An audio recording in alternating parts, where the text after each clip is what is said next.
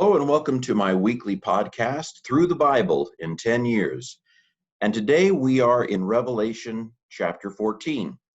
So for the last few chapters, we have been getting another view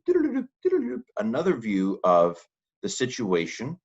It's a situation in which we are in between the times. Christ has died, the Lamb has been slain, and the victory is a done deal. It just has to be implemented. And we are in the in-between time between the accomplishment of salvation in terms of its basis and the implementation of salvation, which will take place when, on the one hand, those who are sealed by the Lamb, those who have the mark of God on their forehead, so to speak, those who are the elect.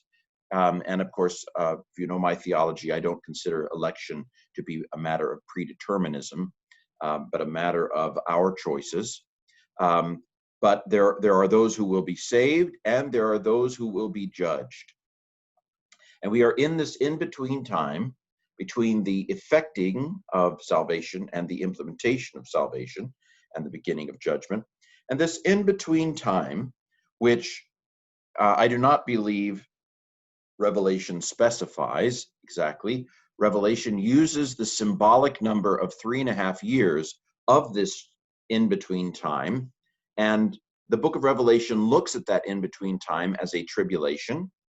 But it's not, in my opinion, the book of Revelation does not look to a 7-year tribulation at the end of time, nor does it look to a long period of peace and then it gets turbulent. Revelation depicts the in-between time as a time of tribulation for the church, period. Now, we know that history has turned out to be quite varied. There have been times where it's been quite comfortable to be a Christian, especially if you're white and live in America. Now, being a Black Christian has not been necessarily a walk in the park in the United States, but there have been pockets of times where being a Christian was actually not very difficult at all for certain people in various places. And so we're not looking at Revelation in the right way if we expect this in-between time to be unending, unrelenting, universal persecution. But we should expect there to be times of persecution. And perhaps, again, we'll know when it happens, perhaps the time right before Jesus' return will be particularly intense, perhaps. Although Revelation is so stretched out, as you were, we have 2,000 years now between, or 1,900 years between John and our current time, that we should not, in my opinion, it would be dangerous to try to apply the symbolism of Revelation to any particular period of time, including the present. There's a lot of that going on. I got a little riled up last week. But we should look at this in-between time from the perspective of Revelation as a time involving tribulation and persecution. And who is the main persecutor? Well, the archetypal persecutor in the book of Revelation is the Roman Empire. There have been many other persecutors, Stalin, Hitler. There have been various places and times where Christians have been severely persecuted by empire. In the book of Revelation, it is primarily empire that persecutes Christians. So we would think of the government persecuting Christians in Revelation. However, there are other persecutors of Christians from time to time as well. And we need to be careful here because American Christians, by and large, are not experiencing persecution. If the government were to take away our tax-exempt status, what is that? I mean, really, seriously, that's not persecution. If private Christian high schools and colleges were going to have to close, that's a walk in the park compared to the Decian persecution. You know what I'm saying? In 250, I believe it was. So I think we need to be careful. They made fun of me because I had a Bible. That's not persecution. Anyway, I won't say anything more. We are in this in-between time. This is the basic framework of Revelation. I'm more and more convinced the further we get into Revelation that basically Revelation is not very complicated. We just have to realize that we are using lots of different symbols to say the same basic thing. And the same basic thing is salvation is accomplished by the blood of the Lamb.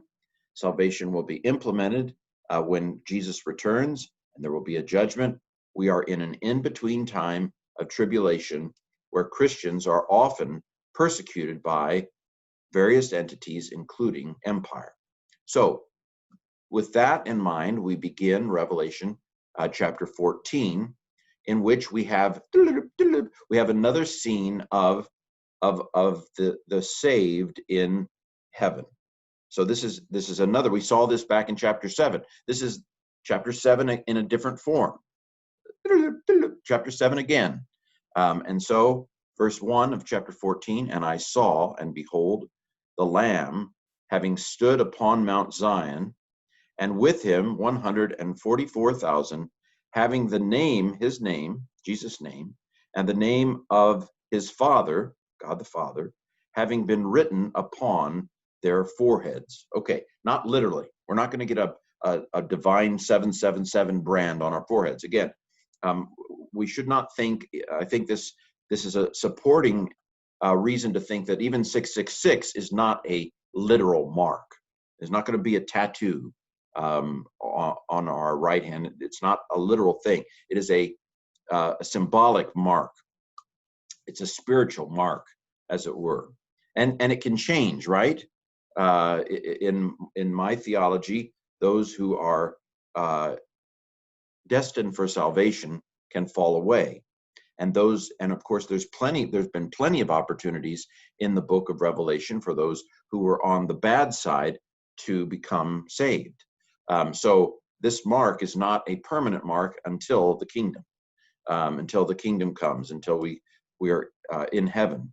But there is a spiritual recognition of those who are in Christ, those who are going to be saved. Now, this is a mention of the 144,000. Now, we saw the 144,000 back in chapter 7, and I've gone through Revelation a few times in my life, but I'm going through it in a lot more detail this time, and doing more study. I'm not going to say I'm doing massive amounts of study, but I am doing study on Revelation and reflecting on various interpretive issues. And I think I'm going to fall off a different side of the log after this chapter. So back in chapter 7, I had a tendency to think of the 144,000 in chapter 7 as ethnically Jewish, and then the people from every tribe and nation as being the Gentiles primarily. However, and of course, Craig Kester, in his book on Revelation, said that was wrong. Craig Kester suggested that it's all the same, that the 144,000 incorporates the nations into it, but it's a symbolic number, not a literal meaning. Mulholland tended more toward the view that I lean toward in chapter 7, namely that the 144,000 are ethnically Jewish, and then we have everybody else. However, in this chapter, in chapter 14, there does not seem to be any differentiation between Jew and non-Jew in terms of this 144,000. This 144,000 seems to refer to all who are saved. And so my hat's off to Kester. Of course, he'd gone through all of Revelation before he wrote the commentary. And if I actually do a explanatory notes on Revelation, if I actually publish that, I'm debating whether to do it. It's a lot of work. Feel free to ask for me to go ahead and publish my explanatory notes in written form that'll motivate me to do it. It's much easier to sit down and talk on a Sunday than to type up the notes into interlinear kinds of form. However, I think I'm gonna flip the lean and lean toward Kester in this chapter, because the 144,000 here seem to refer to all who are saved.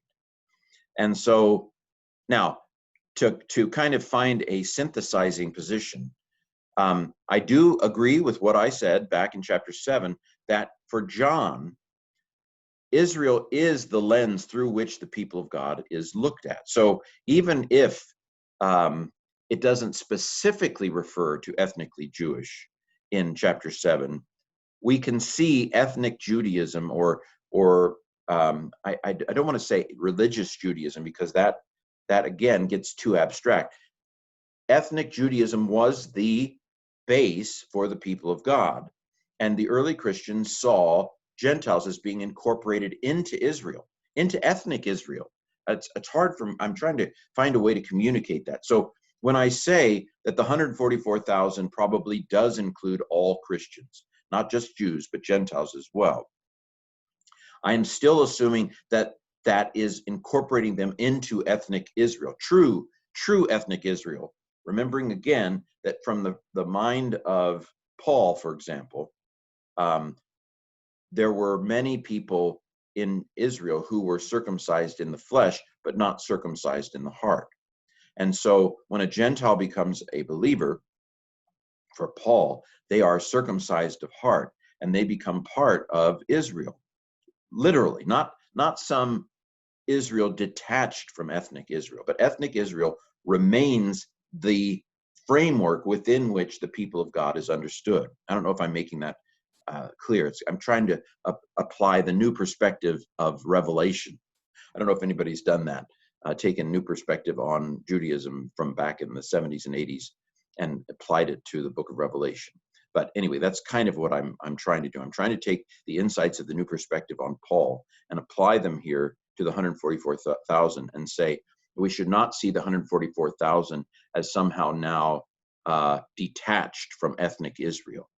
But Israel, physical Israel, remains the skeleton within that is inside the people of God in the body of Christ, even though not everybody in ethnic Israel is in true ethnic Israel. Is that complicated enough? Well, okay, let's go on to verse 2. And I heard a voice or a sound from the sky, from the heaven, as the sound of many waters. We've had this before. It's this sense of a impressive and ominous, sometimes scary, sometimes impressive, awe-striking sound that comes from the sky, thunders, that sort of thing. Well, here, and as the sound of a great thunder. This is a way of speaking, of heaven speaking. And the voice that I heard was as of 12 harpers harping. No, anyway, as of harpists harping with their harps. Okay, this is an impressive sound. Verse 3, and they sing a new song before the throne. They are singing a new song before the throne. If I remember right, Mulholland makes a big deal out of this present tense here, probably too much. I knew Bob Mulholland, and obviously he has had studied Revelation way more than I am. But I will say that I'm not. There are some things he says that seem to me a little outdated. So maybe he could be right. He could be right when he makes a point here, but this is not a necessary conclusion of the present tense, is what I'm getting at. He says something like the grammar suggests this is a continuous singing. Well, it may be a continuous singing. Okay, I'm not saying it isn't. I'm just saying the grammar doesn't dictate that. The context dictates whether or not the present tense here is a ongoing, continuous, for all time singing. Again, the context, it does fit with the context, but it's not a matter of grammar. The grammar makes that a possible interpretation, but the context actuates it as to whether it's the right interpretation. So I felt a little bit like, well, his Greek is a little out of date, maybe a little bit there. But okay, and they are singing a new song before the throne and before the four living creatures and before the elders, and no one was able to learn the song except the 144,000, the ones having been redeemed from the earth. This is interesting here.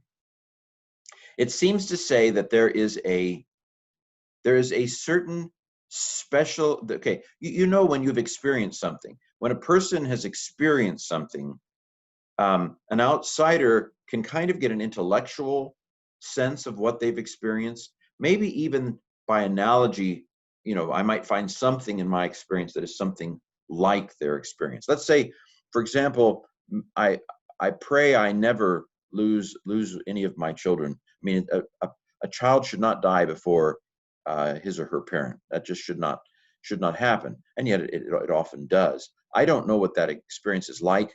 I hope I never know what that experience is like.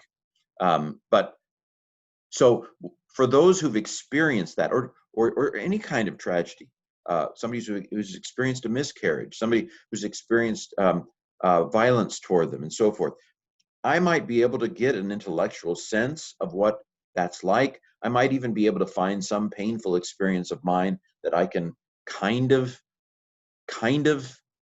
see a little bit of it. But I'm not in that group. I haven't experienced it. You know what I'm saying? And so the 144,000, they have a song that those who are those are in the sky, the 24 elders, the beasts, they're not able to sing that song. They've not experienced that salvation. Now, by the way, this in my theological opinion does not apply to God the Father, because God designed all the capacity of the universe. There is no experience on earth that the Father does not fully know in every way, in every sense of knowledge. That God the Father knows everything. God the Father did not learn something on the cross. That's actually heretical, I would say. It's not a deep heresy, but it's a light heresy. God the Father designed every possible experience in this universe. He cannot learn anything from experience. There is no difference between head knowledge and experiential knowledge for God the Father. I mean, our God is too small. We just have no idea how smart God is. This is, and again, I need to talk to myself here. I need to turn this on myself. But I feel sometimes like the situation and a kind of an American democracy and American Christianity, and the fact that anybody can become a preacher overnight. I could, anybody can become a preacher. Just start a YouTube channel. We are used to being able to say whatever we want to say about God, and nobody checks us, because it's not like God does a fact. There's not a godsnopes.com, where God says, and now all the things that preachers said wrong this Sunday. I mean, can you imagine how long that list would be if God published a corrections list for all the sermons and Bible studies and things that preachers and all the things that Christians say on YouTube? I mean, it would be a massive list every day of stupid things that people like me say on YouTube and in podcasts. And so God knows everything. And it's so easy for us to bring our limited understanding. And if we say it with confidence, if we say it with confidence, people are going to believe us, because that's another human dynamic. But anyway, I got a little off track there. But basically, the beasts, the elders, they don't know what the 144,000 know. Because the 144,000, what does it say? These are they who have come out of great tribulation. They have experiential knowledge of the persecution of the devil. But they have been redeemed. I love these perfect tenses. They have been redeemed, and they will forever remain redeemed. And who are they? Verse 4, these are the ones who have not who were not defiled with women, for they are pure, they are virgins, Parthenos, they are virgins. These, the ones who follow the Lamb wherever he should go, these were redeemed from all humanity as the first fruits of God, and the first fruits to God, and the first fruits to the Lamb.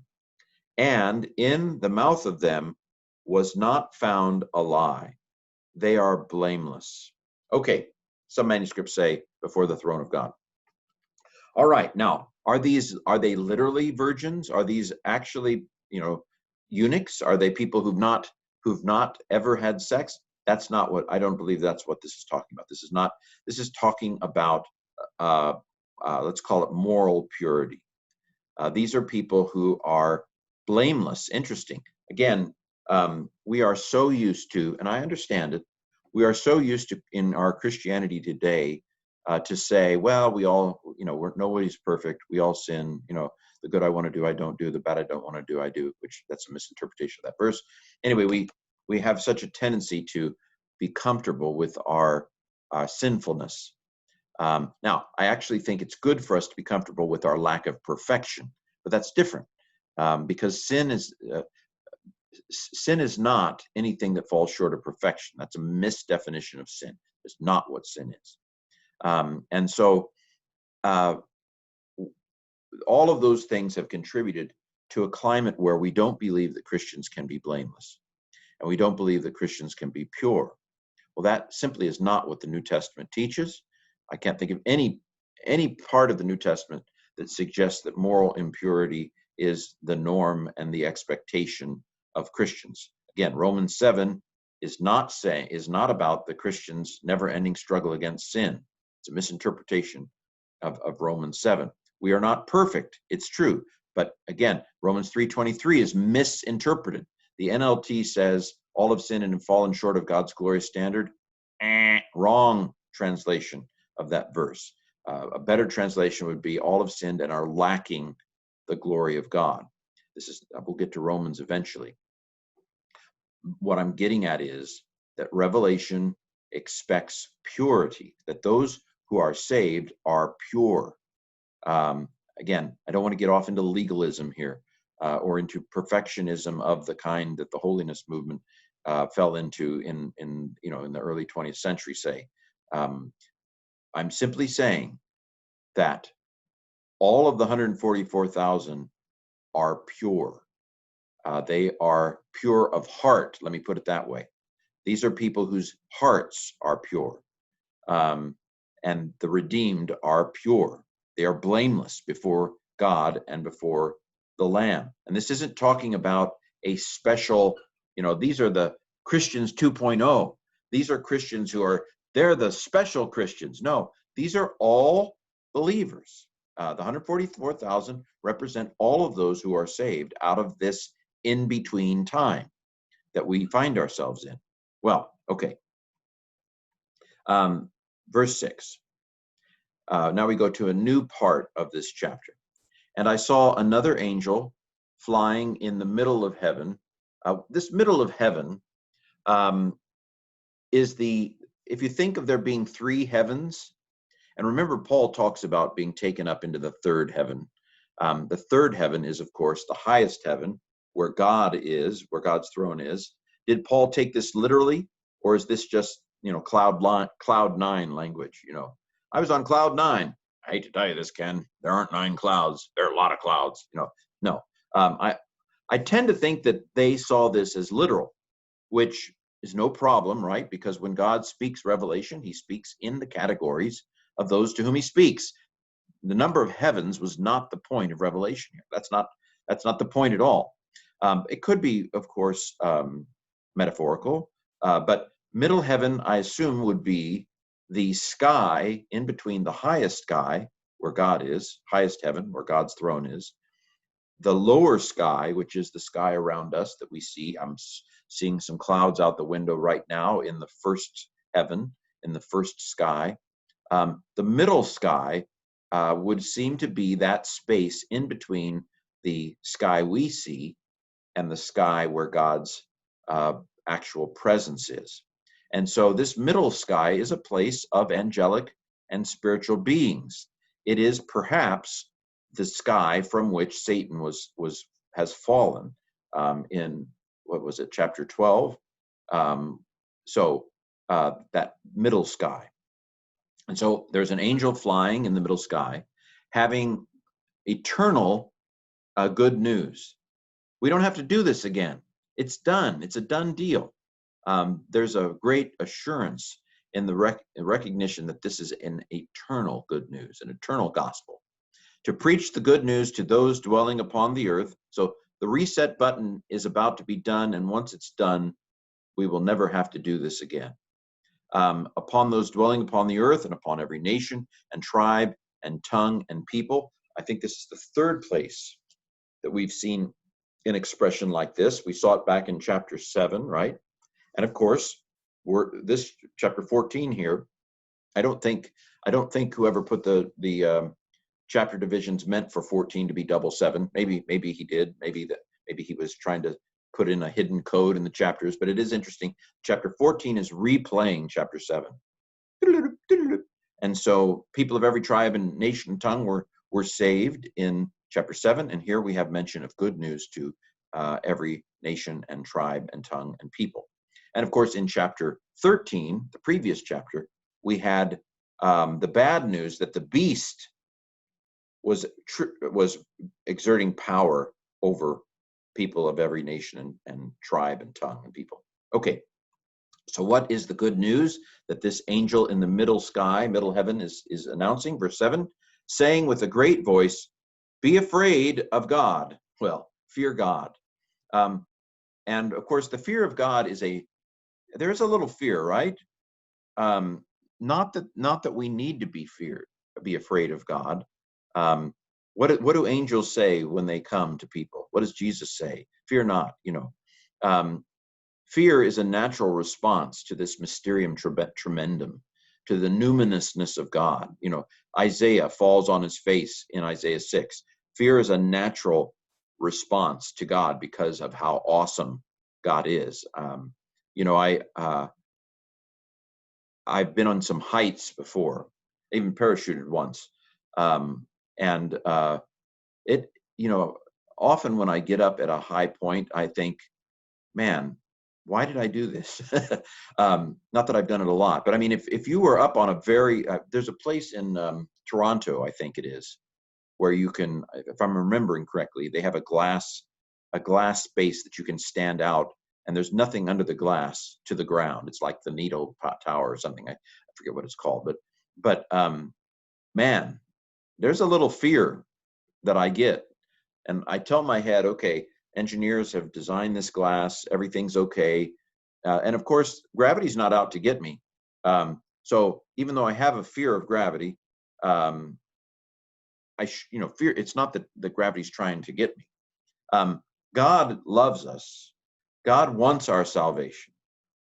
God is gentle of spirit, even, and yet there is a fear, because gravity will kill you, whether it's not personal, but if you fall off a cliff, gravity will kill you.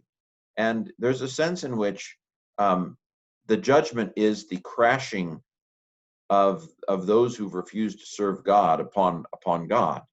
I don't like so much the active anthropomorphism of the wrathful God. It's more like us driving ourselves off a cliff, as it were. It happens as a natural consequence of our own choices and actions, but it's not God out to get you, so to speak.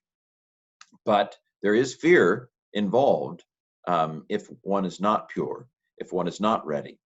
Fear God and give to him glory, because the hour of his judgment has come. And worship the one who has made the heaven and the earth and the sea and the springs of water. God is the creator. Here's a great picture of God as the creator of the earth. He has made them. He has fashioned them. Worship him. Bow before him. Proskuneo again. Verse 8.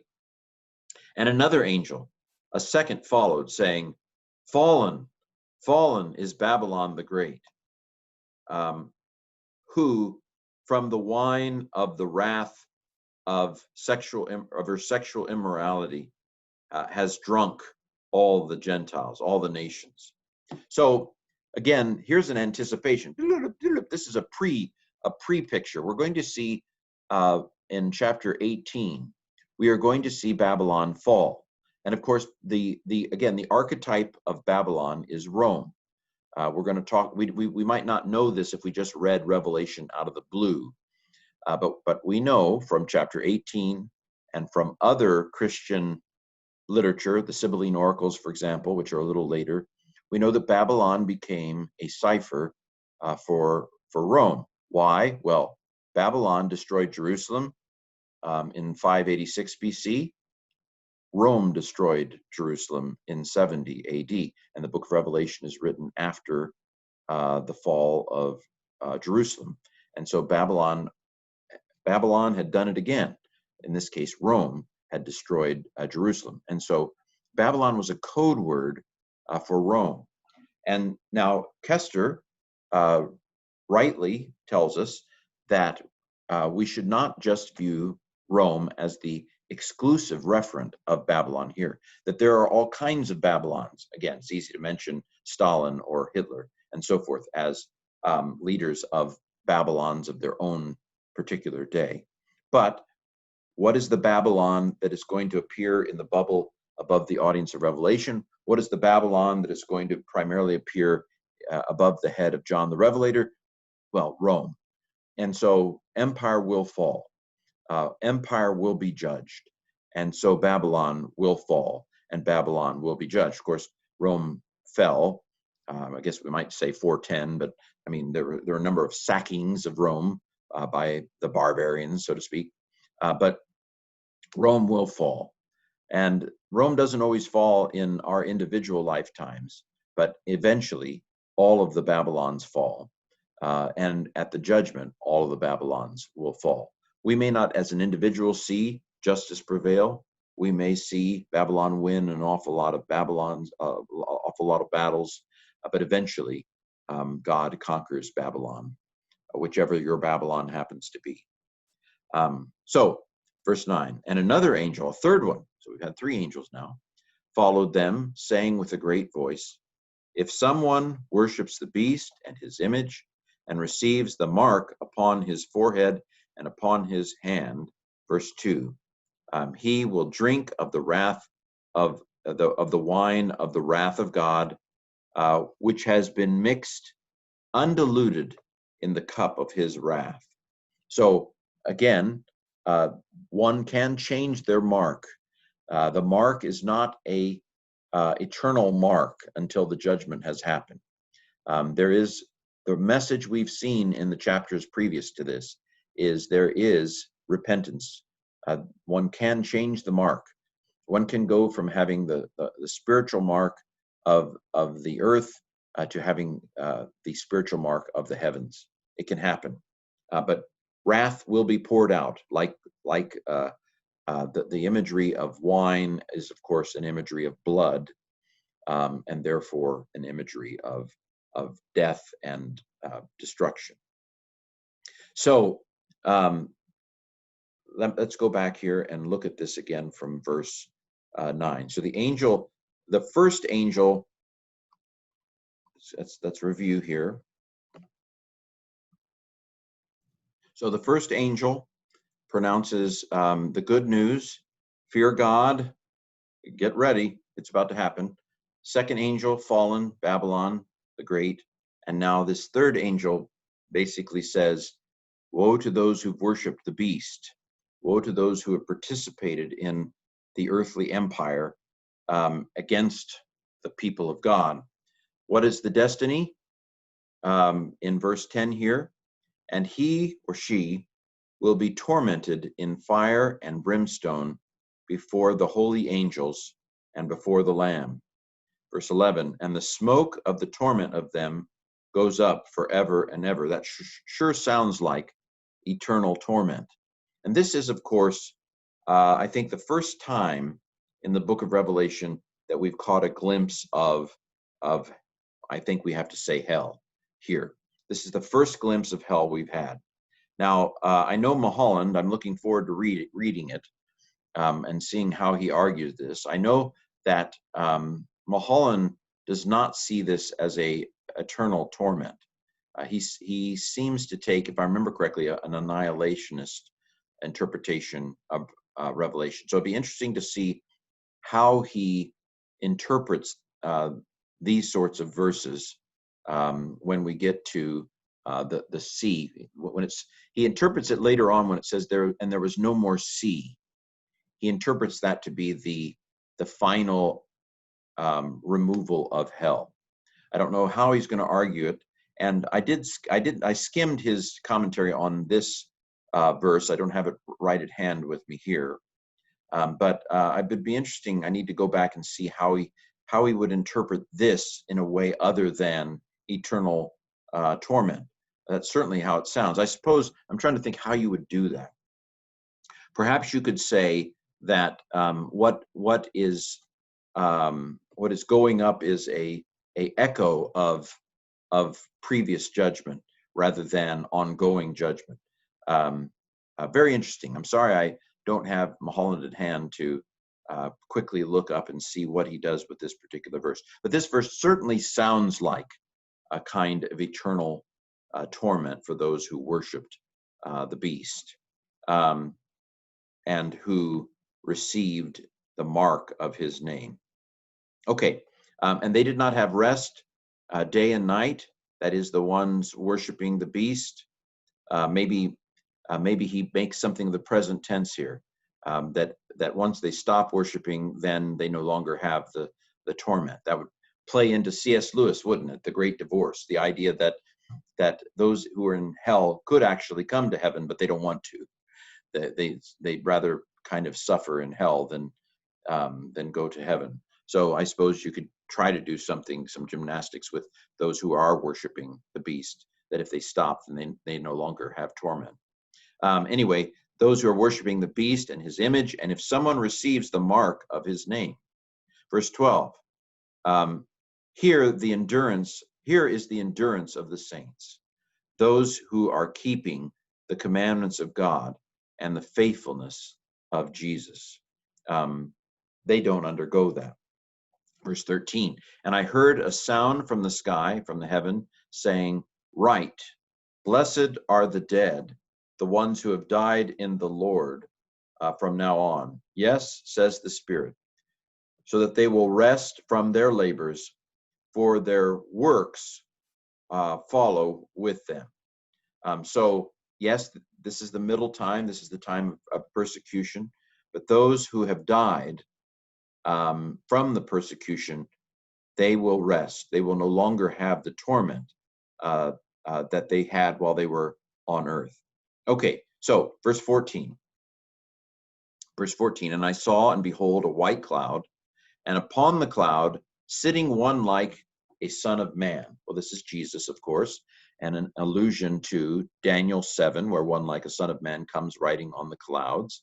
And this is a clear strand in the New Testament where son of man imagery is used in Matthew, for example, Matthew 25, and so forth, of the exalted Jesus. Now, son of man imagery in the New Testament is generally, Jesus calls himself the Son of Man, but he doesn't always mean this exalted, judging Son of Man. Sometimes it's just a self-reference. Foxes have holes, but the Son of Man has nowhere to lay his head. Sometimes it has an overtone of suffering. Son of Man goes to Jerusalem, where he will suffer at the hands of sinners, and so forth. And then occasionally, Son of Man has this sense of the exalted one coming to judge. He says to the high priest, "You will see the Son of Man coming on the clouds of heaven," and so forth. This is the Daniel 7 exalted Son of Man imagery here. Now, I would say, again, this is a educated guess, but I would say that somewhere in the mid first century or early first century, the book of Enoch, there's a section to the book of First Enoch called the Parables of Enoch. The Parables of Enoch were not discovered among the Dead Sea Scrolls, and so they were not, I don't think we can assume that they were widely known at the time of Jesus. However, I think by the late first century, The parables of Enoch are probably in play as background literature, and this picture of the exalted Son of Man may very well have been circulating as background to the Gospel of Matthew and as background to the book of Revelation. It's a possibility. But anyway, definitely Daniel 7, of course, was around. And this is a picture of Jesus as the exalted Son of Man from Daniel 7. And he was having on his head a golden crown, and in his hand a sharp sickle. We are about to have two harvests in these verses here. And another angel came out of the temple. By the way, I don't think I said the temple here and the Mount Zion here is not on earth. I agree with Kester that this is referring to heaven as the true Mount Zion and heaven as the true temple. And it's going to come down to earth, of course, at the end of the book of Revelation. And so the earthly Mount Zion has been destroyed by the Romans by the time, Revelation is written. And so when it talks about Mount Zion, it's talking about heaven. And when it talks here about the temple, it's talking about heaven. It's not talking about an earthly temple here. So another angel, verse 15, came out of the temple crying with a loud voice to the one sitting on the cloud, that is to Jesus, saying, "Put forth your sickle and reap, because the hour has come to reap." By the way, yes, okay, we haven't gotten to the preposition yet. Because the harvest of the earth has ripened. Verse 16. And the one sitting upon the cloud cast his sickle upon the earth. There's the preposition, upon the earth, and the earth was harvested. So I think it's Mulholland who makes a point here that this harvesting upon the earth is a saving harvest. Now, I don't see really clear evidence of that, but it makes sense that Jesus would be harvesting those who are going to be saved upon the earth. But we have another angel here, verse 17. And another angel came out of the temple of heaven, having in his hand a sharp sickle. So we have Jesus who harvests those who are saved, maybe, and here we have an angel who's about to harvest those who are damned. Verse 18, and another angel came out of the altar, the one having authority over the fire, and he called with a great voice to the one having the sharp sickle, saying, "Send forth your sharp sickle to gather the clusters of the vine of the earth, because the grapes of it have been fully ripened." Again, we have this imagery of blood, quite possibly here. Verse 19, and the angel cast his sickle into the earth. Different preposition, into the earth. So Jesus harvests those who are going to be saved upon the earth, but this judging angel, destroying angel, as it were, casts his sickle into the earth, into the grapes, and there will be blood. And he gathered the vine of the earth, and he cast them into the winepress of the wrath of the great God, the great winepress of the wrath of God. Have to pay attention to what's modifying what here. It's not the great wrath, it's the great winepress of God. Verse 20, and the winepress was trodden outside of the city, and flowed blood out of the winepress, as high as the bridles of the horses, as far as 1,600 stadia. So there's a lot of blood that takes place here. Now, is this literal? No, I don't think this is literal. It's an image. It's a picture. But of course, what does the Battle Hymn of the Republic say? He is trampling out the vintage where the grapes of wrath are stored. That's an image, I think, more powerfully of later on in the book of Revelation. But we have a foreshadowing of that image of the winepress here. So there will be judgment. Again, this is the same basic framework repeated over and over in Revelation. And this is the image of a saving harvest and a judging harvest. And I personally would much rather be part of the first harvest than the second harvest. Now, what is a stadium? Well, a stadium is a stadium. One stadium is the length of a Greek race course, which is about 600 feet, about 100 and I don't know, almost 200 yards, I guess. This is a long way. I forget the calculation. It's like 180 miles or something. Like it's a long way to the blood here. But of course, I don't know what the particular symbolism of 1600 might be here. It is a curious number to me. So it seems like it must have some particular significance to it. Well, we reach the end of the chapter. And again, let me reiterate that what I'm beginning to put together here is that each chapter of Revelation seems to apply to either the basis of salvation, or the judgment, or salvation, or the in-between time. And this chapter, chapter 14, relates especially to salvation of the 144,000 and to an anticipation of the beginning of the judgment. Well, we'll be back next week, Lord willing, with Revelation chapter 15 in our journey through the Bible in 10 years.